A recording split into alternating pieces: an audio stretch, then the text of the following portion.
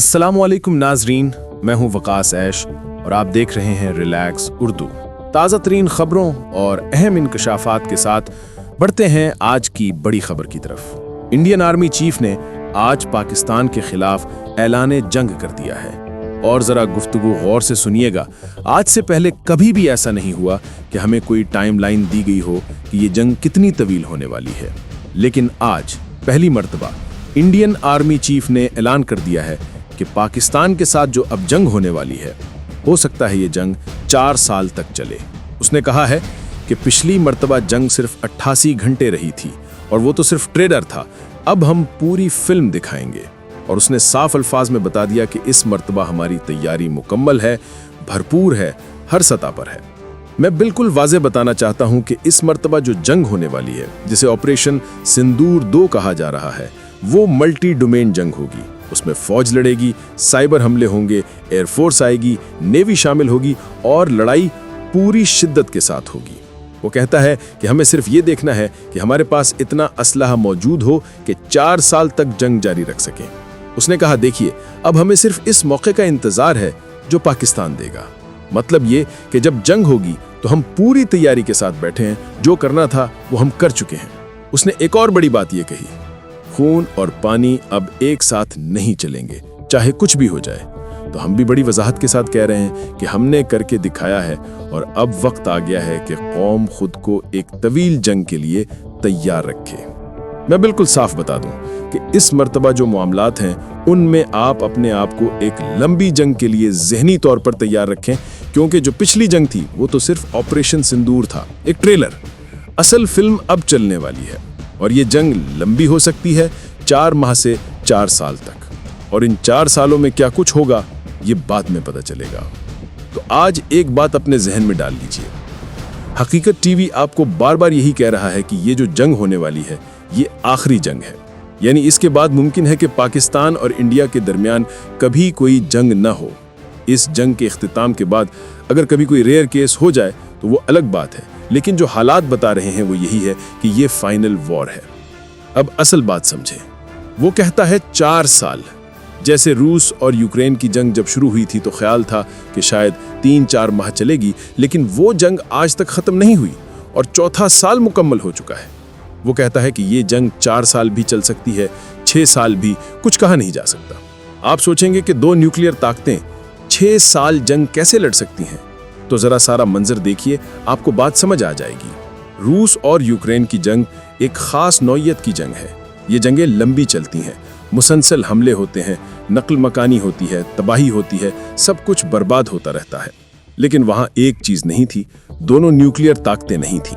यहां दोनों न्यूक्लियर ताकतें हैं, वो भी खतरनाक। यूक्रेन के पास असलहा बहुत था, टेक्नोलॉजी बहुत थी, लेकिन न्यूक्लियर नहीं था।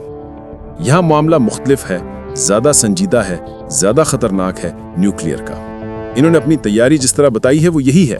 और एक और अहम बात उसने कही कि हम इस बार न्यूक्लियर ब्लैकमेलिंग में नहीं आएंगे, यानी मामला बिल्कुल वाजे हो गया है। खून और पानी एक साथ नहीं चलेंगे और हम न्यूक्लियर धमकियों में नहीं आएंगे। उसने खुलकर कहा कि अगर कोई बैनुल अक़वामी ताकत हमें धमकी दे या ट्रंप कहे या कोई और कहे कि न्यूक्लियर जंग हो जाएगी तो हम पीछे नहीं हटेंगे। अगर कहा जाए कि पाकिस्तान न्यूक्लियर हमला करने जा रहा है तो हम भी तैयार बैठे, हम जवाब देंगे।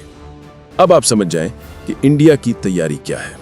दिल्ली हमलों की तहकीकात जारी हैं और उसके बाद इसका यह बयान आया है जो बहुत अहम है। उसने कहा कि हम अब लड़ाई में कूद रहे हैं और ये लड़ाई तवील होगी। अब ये भी समझ लें कि इंडिया इस जंग को लंबा क्यों करना चाहता है। इंडिया समझता है कि उसके पास पैसा है, बिलियंस ऑफ डॉलर्स हैं। वो IMF के पास नहीं जा रहा, उसके पास 710 अरब डॉलर के ज़खायर हैं। मईशत मजबूत है, वो लंबी जंग बर्दाश्त कर सकता है। वो समझता है कि पाकिस्तान की मईशत कमज़ोर है, असलहा कम है, पाकिस्तान लंबी जंग बर्दाश्त नहीं कर सकता।